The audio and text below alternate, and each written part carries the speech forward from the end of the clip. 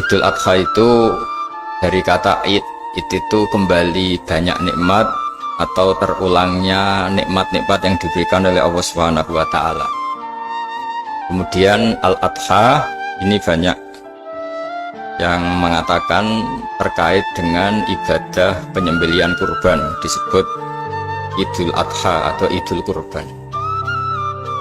Saya cerita sedikit tentang sejarah Idul Adha.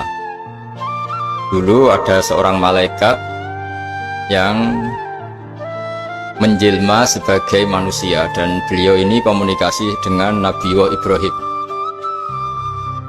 Sebelum saya cerita jauh, saya katakan juga, saya ingatkan lagi bahwa cara berpikir kita sebagai mukmin itu harus berpikir awal al-khilqah.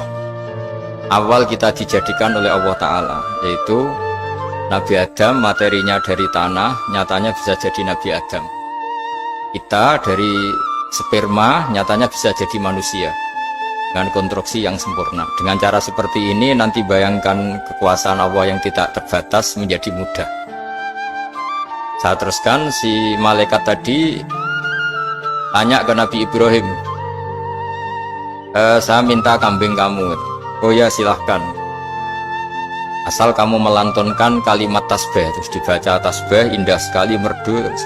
Bisa minta tambahan kambing? Ya. Sampai beberapa kali. Demi Allah, ini baru kambing, baru hewan. Andaikan anak saya pun, kalau demi Allah saya kurbankan. Singkat cerita, versi riwayat ini, suatu saat Nabi Ibrahim diuji dengan dimintanya anak untuk dikurbankan. Ketika beliau atas nama seorang bapak agak keberatan, terus diingatkan ulang oleh Allah Ta'ala, janji beliau, demi Allah, anak pun saya kurbankan. Hasil akhirnya beliau melakukan itu. Dan karena Allah hanya menguji, tidak niat betulan supaya anak itu disembelih, akhirnya diganti oleh kambing.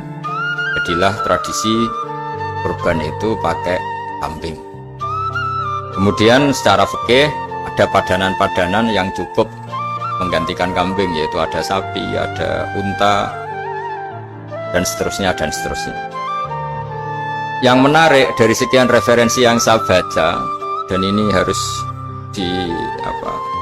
disosialisasikan lah. Sebagian versi itu adalah bahwa Nabi Ibrahim ketika diangkat di alam malakut, di alam langit sana, itu ketemu Allah. Kemudian Allah tanya, Ibrahim, banyak hamba-hambaku yang durhaka, tidak tahu saya sebagai Tuhannya. Terus kata Ibrahim, usul ya Pak Amidhum, bunuh saja ya Allah. Setelah itu tanya lagi, ada yang zina, ada yang koruptor, ada yang pokoknya dosa-dosa yang buruk sekali. Dan di semua itu Nabi Ibrahim usul, mereka hidup di bumi engkau ya Allah, makan rezekimu ya Allah, maka mereka nggak sopan sekali, nggak ngerti engkau. Terus singkat cerita minta itu diadab, siksa. Suatu saat, versi referensi ini di kitab Hikam, kalau di kitab saya halaman 15 juz 2, suatu saat Nabi Ibrahim itu diminta sama Allah menyembelih Ismail. Citra ini penting sekali. Setelah disuruh menyembelih Ismail, Nabi Ibrahim komplain, ya Allah, ini anak saya, samratu fuadi, buah hati saya, kenapa engkau seenaknya minta saya sembelih?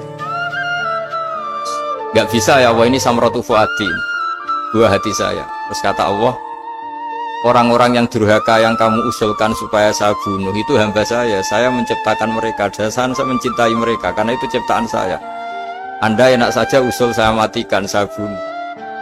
Sekarang ketika Anda usul, saya tidak mikir, kenapa ketika saya usul kamu mikir? Terus akhirnya Nabi Ibrahim mau, oke ya Allah. Setelah itu terus semenjak itu Nabi Ibrahim itu begitu sayang sama hamba-hambanya Allah. Hingga dari cerita yang paling masyhur, ketika Abu Bakar As-Siddiq begitu lemah lembut sama hamba-hamba Allah yang lain, Nabi Muhammad mensepadankan dalam hal ini sama Nabi Ibrahim, hati kamu sehalus Ibrahim. Yaitu Nabi Ibrahim, beliau akhir-akhir punya komitmen, faman tabi'ani fa innahu minni wa man asani fa innaka ghafurur rahim. Ya Allah, orang yang ikut sunnahku maka jelas bagian dari saya.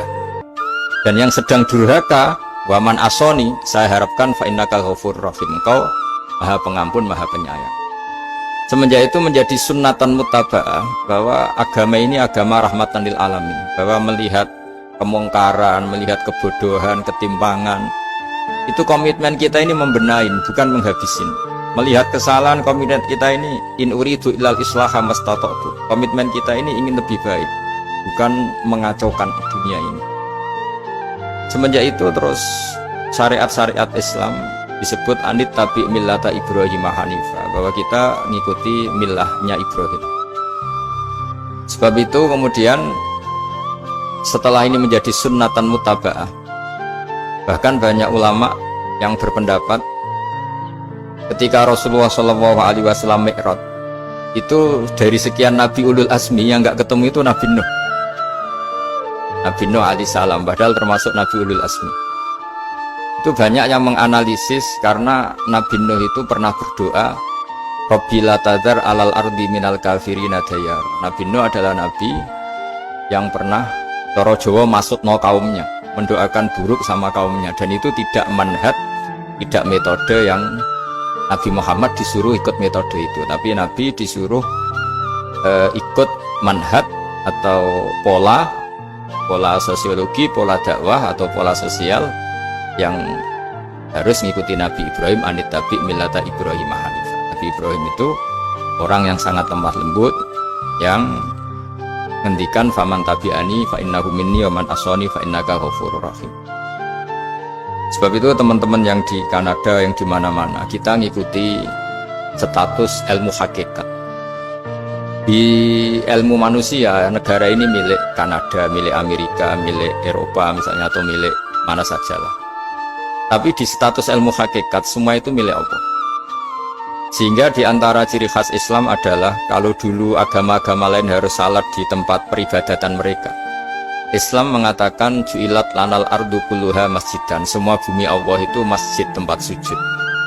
Sehingga orang Islam fa'enama adrokatu sholat, kamu kapan saja ketemu waktu sholat, ya sholat, semua bumi Allah itu tempat sujud.